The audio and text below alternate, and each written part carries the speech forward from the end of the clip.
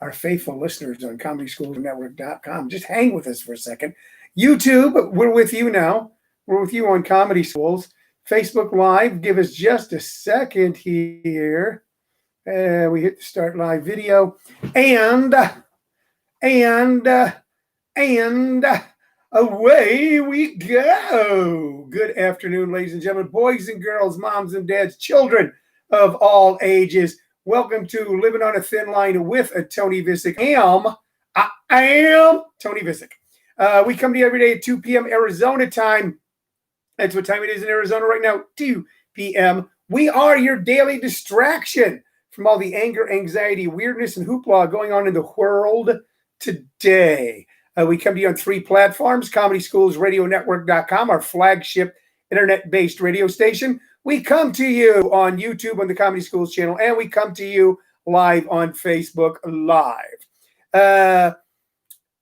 I'm wearing an Arizona Cardinals hat because I think it looks cool. Isn't this a cool looking hat?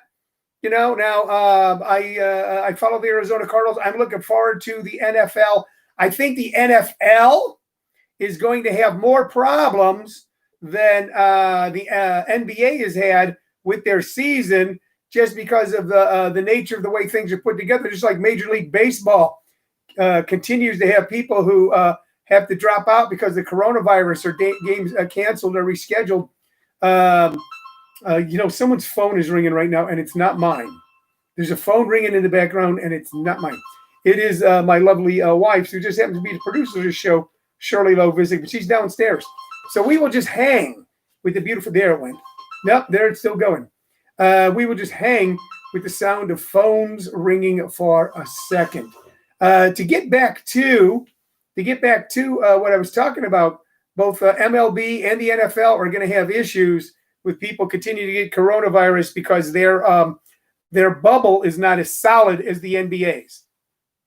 National Basketball Association has been able to have a continuation of their regular season, granted a little abbreviated and different, and go into their playoffs without a single individual, coach, assistant, towel boy, referee, anyone coming down with coronavirus, and all the players. So that's very cool. Tonight is game 4, La Cuatro, between the Denver Nuggets and the LA Clippers. I will be teaching a workshop during that time. Just might actually tape the game, and then watch it later. I'm not real big on that. Once a game is over, watching the tape version of it, and not knowing what went on, because whatever went on has gone on. I know some people really love doing that, and you always know those people who go, "Don't tell me to score! Don't tell me to score!" And I get it. It's going to give you something to do when you get home, but it's hard not to tell them to score, isn't it?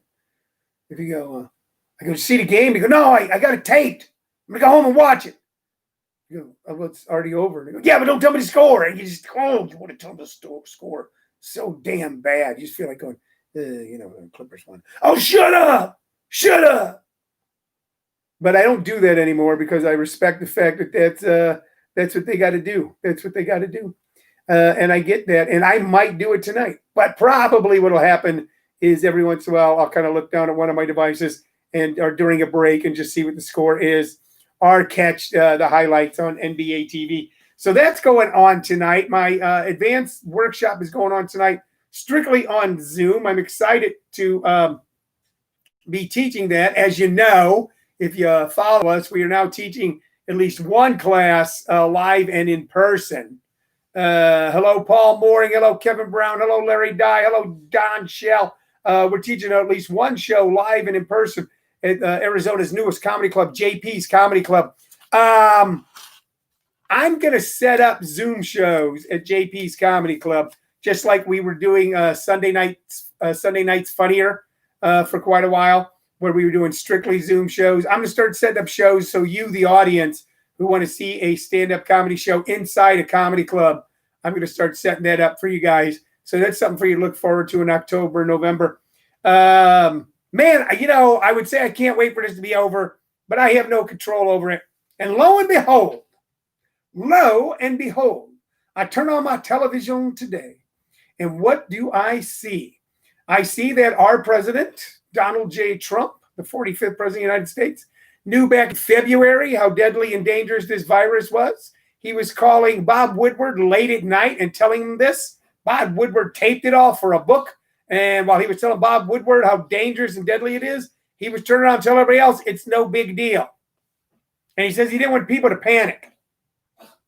You think we weren't beginning to panic when we started seeing video coming out of China of people being drugged out of their houses and locked up somewhere if they had it? You think we didn't begin to panic as we saw all of northern Italy locked up in their houses and bodies being taken out? You think we didn't begin to panic when we saw thousands of our fellow citizens, our brothers and sisters, people who I probably performed in front of in New York City, dying and being put in refrigeration trucks? You think we didn't panic then? Did you think we were all just little babies? Is that what you thought? That we were little babies? And that if you told us, look, something big's coming, man, and we're all going to have to shut down for a while, that we would all just pooped our britches and cried? Is that what you thought, Mr. President? You think we couldn't handle it? Did you think, Mr. President, because you can't handle bad news, that we can't handle bad news? Man, I remember when my wife and I finally, when everything was shut down, we're sitting here and we go, okay, this is what we got to do. We're going to make it work. And if everybody does this, we'll be able to mitigate this virus. But that's not what happened. That's not what happened. People didn't want to listen to the news. People didn't want to listen to Dr. Fauci. They wanted to go to YouTube videos where God, who knows, made videos going, it's a lie. It's a lie. It's not really. You know, if you follow the science. People didn't want to listen to doctors and scientists. They wanted to listen to people on the YouTube. And then governors, then Donald J. Trump, the 45th president of the United States, our president, knew that what he was going to run on was the economy. And I'll admit it, the economy was humming and a cooking. Now, was it a false humming and cooking? I don't know. Was it a continuation of the economy from prior to him being in office? You're darn right it was. Was it even ratcheted up more because they had opened up all the floodgates on the trough and everybody was feeding? Was the economy opened up more because, look, you can get rid of regulations. By the way, if there's no trash regulation, I can throw my trash over the fence. If I can do that, well, I save money on waste disposal. I got more money in my pocket. You see? Well, if I can,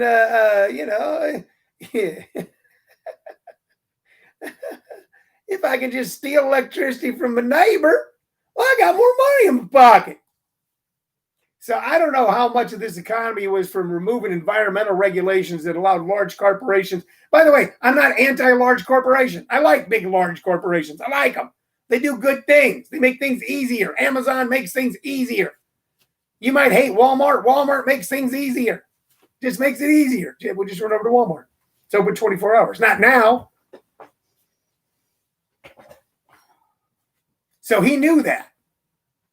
Donald J. Trump knew that. So he fought to keep this country open as much as possible. Send your kids to school. Kids hardly get it. Yeah, but they get it and give it to people who really get it. They may have figured it out. Oh, we got high numbers because of testing. No, we have high numbers because we have high numbers. Yet, look, man, I'm an alcoholic. I'm a clean and sober alcoholic. I have been sober over 35 years. I know a little something about denial. In the big book of Alcoholics Anonymous, it says that we will chase our desire to deny our alcoholism to the gates of insanity, institutions, and death. We will keep drinking in the gutter after we have lost our home and our lives and our wives and our children and our careers, and we'll lay in the gutter and drink because we have a disease. And here's something we don't tell a lot of new people in the program, and I'm going to tell it to you. Because you need to hear it. People need to hear it. Because first, man, you just want to stop drinking. When you walk into the doors of AA, you just want to stop drinking. And we go, all right, just don't drink today. But we don't tell them until later on, you have to understand something. This is not a drinking disease. This is a thinking disease. It's the way you think. It's the way your mind functions. And your mind tells you against all evidence that you can drink like a normal person. And then you go out and you run your car to a family of 5 in a van and kill them. Then you drink until you have cirrhosis of the liver. Then you drink till your wife leaves you in tears because she loves you, but you're a mess. Then you drink till you go to prison. We will chase the idea that we can drink like normal people to the gates of institutions, prisons, and death. And a lot of my friends out there, and I mean my friends, my buddies, my neighbors, my pals, people I like, people I love, didn't and still don't want to wrap their minds around the fact that there is a deadly, dangerous disease out there, and it's highly communicable, it's contagious, it's highly communicable, and if you get it, you might reap the whirlwind. So we came up for every reason possibly to fight this, and I get it. I get it. But I don't want to get it. We do now know, man, if we just all wear masks, then, and I don't wear a mask to protect me, I wear it to protect you and hope you'll wear a mask to protect me. That we're all just going to be kind and courteous to one another. But oh no, that got politicized too. That's all it is. We're trying to take your freedom. Hell, we're trying to expand your freedom. If you'll just wear a fucking mask, you can go out more.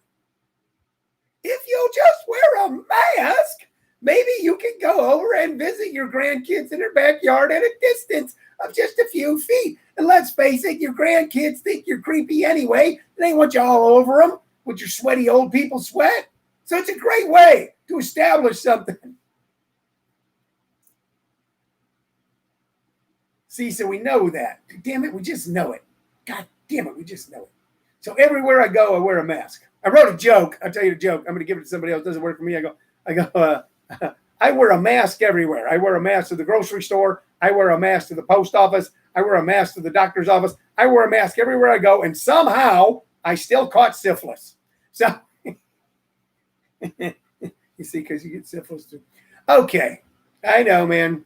You know, everybody wanted to bear back into the AIDS pandemic. Now everybody wants to bear back their faces to the coronavirus pandemic.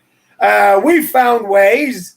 You know, we know that we have to have human action. We know it, that people need to see people. People need people. And people who need people are the luckiest people in the world. So sometimes just going to the grocery store and seeing other people. Oh, wait, a cute mask here. Who's selling cute masks? What do we got here? Angela Fox has thread dress. You know? There's a site here Angela Fox just put up where you can get cute masks. Man, I got all kinds of masks. We are masked up. I got masks. I got gloves. I got hand sanitizer. You know, I think I got a pith helmet. I got a welding mask. Welding helmet. I got it all, man. Goggles. All of it. I think I got a mouth guard. So we are finding ways to be able to interact. We know that if we are outdoors and we keep safe distance, that we're reducing the amount of the possibility of getting it. We know even if we're indoors and we will respect one another's space, that will reduce the ability to get it. And we know that people have to have human interaction. And that's why, you know, and we live in a state that is partially open. And that's why we decided to open up JP's Comedy Club, knowing people got to come out. People got to see other people. Not all of us, not everybody. Okay? I don't know who Barbara is. Angela Fox says, I'm making Barbara cry. I don't mean to make Barbara cry, whoever Barbara is. We know that, so that's why we're opening up safe, socially distant. You're going to be required to wear a mask. When you come in, wear your mask while you're there. Unless you're eating or having a drink, I'll be able to hear your laughs through the muffled mask. I'll be happy to hear laughs through muffled masks. So we're making it so we got a safe, socially distanced, brand new, spanking clean, sparkling safe. Jim Perry makes sure that place is cleaner than is cleaner than a TB ward in a hospital. Oh, I made Barbara Streisand cry because I sing a Barbara Streisand song. I was going to talk about one of her albums earlier, but I didn't get around to it. And so we're going to have a safe social distance place, small. Okay, we don't need to make a fortune at the outset at all. We don't have to make a fortune at all. So we're not going to be with all that stress and strain and major anxiety as we allow small groups of people to come in and be able to see a show. Okay. Some people have done it right the entire pandemic. Our good friend Rick Bronson up in it's North Scottsdale, Phoenix. Rick Bronson's House of Comedy. He adhered to quarantine rules. He adhered to quarantine rules strictly. He was able to keep a comedy club open that allowed some comics to be able to go up there and be able to express themselves. And you know what? People who do stand-up comedy really need to do it. They really need to do it. At some point, you go, maybe there's an easier way to make a living, sell real estate or something. But we need to. We want to. We have to. We got to. So he was able to do that in a way to be able to have audiences in. And we've kind of looked at what he's done. You know, safe social distancing, no reports of any virus with staff or customers or anything. And that's what we're going to be doing. But man, oh man, oh man, oh man, am I sad to know that the people who knew, and then fucking lied. Why? How heavy is that deniability? You know, during the AIDS pandemic, there were guys, the stories came out, mostly men. There was a guy named Ray Sharkey. Let me tell you the story about Ray Sharkey. Ray Sharkey was an actor who took off like a rocket. He was in a movie that was a great movie called Idolmaker. He was in a television show. I want to say it wasn't Police Story, but he was in a television show. He had an edge. Look up Ray Sharkey. You look it up. He was a comer. He was one of the bright lights in the firmament of Hollywood stars, burning bright and fast and hard. And he had been a man who lived on the edge the whole life, and it came across on screen. He was real. He was authentic. He was also a heroin addict. He lived in Hollywood in the 80s. I saw Ray at parties. I saw Ray at 12-step meetings. Matter of fact, I did drugs with Ray Sharkey before I got sober at Hollywood parties. And you just felt cool being around Ray Sharkey. He just had that charisma. He had that style. He had that edge. He had that class. And of course, when you're using drugs, you don't think too badly of other people using drugs. But Ray was a heroin addict. And Ray contracted HIV, and he was also, not only did women like him, he liked women, he liked them a lot, and women slept with him at the drop of a hat. Women lined up to sleep with Ray Sharkey. And even when he found out he had HIV,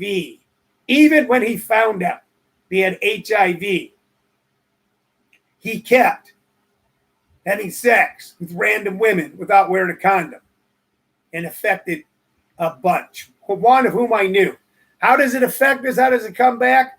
If you ever see the movie Broadway Danny Rose, the guy telling the story of Broadway Danny Rose with all comics sitting around in the restaurant is a comic from an earlier era named Corbett Monica. Corbett Monica had a daughter. And for some reason, even though I knew her first name's escaping me right now. But she was a beautiful girl. Corbett Monica was a good-looking guy. He's handsome. Not quite leading man, but, close to it. Leading man's best friend, could have been leading man on a television show. Comic, smooth, dapper, funny, well-dressed comic. And he had a daughter, and she was beautiful. And I knew her. I was hanging out in West Hollywood. Drove a Jeep. Okay, nice. Even though she was beautiful, she was friendly. She wasn't stuck up. And she teamed up with Ray Sharkey. And they had a little fling.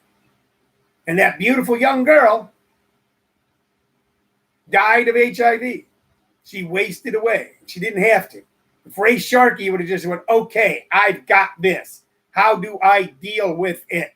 I'm going to have to change my lifestyle either permanently or for a little while. It turns out that for most people, it was only changing for a little while.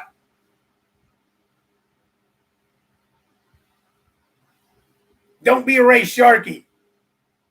See, this is different, man. This is different. Pandemic's different than AIDS. AIDS, damn near had to have sex or share a needle with someone, or some poor unfortunate souls got blood transfusions from places that had questionable supplies. But that had to be active. All you got to do to catch this stuff is be around someone who's got it. So don't be the Ray Sharkey of the pandemic. Don't be one of those people creating stupid, unnecessary risks and then having that on your head, having it on your shoulders. And don't lie about it.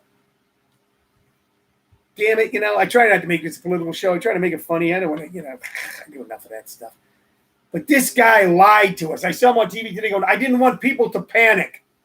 Really? That's your excuse? You didn't want people to... Is that how little you think of us? That you didn't think that you could appear on national television and go, ladies and gentlemen, my fellow Americans, a serious situation is about to arrive on our shores that's going to require sacrifice from every man, woman, and child in America. We've done it before. We did it during World War II. We did it during the Great Depression. We did it during the Civil War. We did the Revolutionary War. We Americans know how to sacrifice for a longer term, greater good. And we're going to have to do it for a little while. But if we do, we will be able to contain this thing that we see in Italy and that we see in China, because it's coming to our shores. And here is the plan. There, I just made the speech that every American would have listened to. He didn't do it. And after it happened, he went, ladies and gentlemen, my fellow Americans, we are going to develop. Man, I came up with this months ago on my own. We're going to develop. These are going to be our protocols that is going to save thousands of lives and keep our economy going and really make America great again. Testing, tracing, treatment, vaccine. We're going to find a way to we're going to ramp it up like sons of bitches, man. We're going to ramp it up like Roosevelt had the entire country turned around during World War II. Instead of making Fords, making tanks. And we're going to develop mass testing and get everybody tested all the time. And if you got it, we'll be able to quarantine you and take care of you. And then once you've got it and you're out of quarantine, you'll be cool. And we'll be able to do that with a national strategy. But instead of like, we'll leave the states to decide. All right, man. Did I go off on a rant today? Mike Lawson says he could have been a hero instead of a zero. Yeah. Man. Okie dokie. What time is it, Shirley? How much time do I have? Should I do an album? 7 minutes. I got 7 minutes? All right. You know what? I'm going to shift gears totally. Totally shift gears. I'll talk about two bands I saw real quick. If you like jazz, and who does? But there's several different types of jazz. One of those types of jazz is called fusion. And the band that was behind the fusion jazz movement, Weather Report. Now, originally, I think they were with Miles Davis. It was Miles Davis and Weather Report and Vicich Brew. Wayne Shorter was an important part of this band. Incredible band. Fusion jazz. This was jazz that appealed not only to jazz aficionados. Is that how you say that word? Aficionados? And rockers. I saw Weather Report in a bar in Boulder, Colorado in 1973 when I was a teenage kid, partying, knocking around, living on the streets, getting high, and panhandling for beer. Incredible band. If you've never listened to Weather Report, now their big album was I Sing Thee Body Electric. But this one's Black Market. It's got some great tunes on it. Great tunes. Gilbertrand is just an incredible tune, as is Cannonball. Check out Weather Report. Expand your mind a little bit while you still got one. All right, Weather Report. And then, of course, we're going to talk about one of my all-time favorite bands, Little Feat. Now, we've talked about Little Feat before. We talked about Sailing Shoes, which was their seminal album. This is the album that took them from kind of a niche band, listened to by a large but not massive following. But this album, Waiting for Columbus, took them all the way to superstardom. Made that where they had pop hits, not just albums that were respected. Side one is just stunning. Joined the band, Fat Man in the Bathtub, All You Dream, Oh Atlanta, and Old Folks Boogie. It's a stuff. Oftentimes, man, a live album, the songs don't sound as good. They actually made the songs better. Sailing Shoes is on here. Sailing Shoes is a veiled reference to cocaine. And Lowell George, the genius behind Little Feat. You really can't make him out standing there, maybe. But you can always tell a little bit. Look at him. An angry young man with his axe. He loved that cocaine, and he was one of the early casualties in the 70s of cocaine addiction. He died of a heart attack in his bathtub because of overdosing on cocaine. But if you want to listen to this was another great fusion. These guys worked with Zappa. The story is they were Zappa's session band, and Zappa told them one day, get out, form your own band. You're too good to just be session musicians. All right? So they went off and they did it. Stunning songs in here. Dixie Chicken, huge hit. Tripe-Face Boogie, Rocket in My Pocket. Apolitical Blues, one of my personal favorites, not a lot of other people's.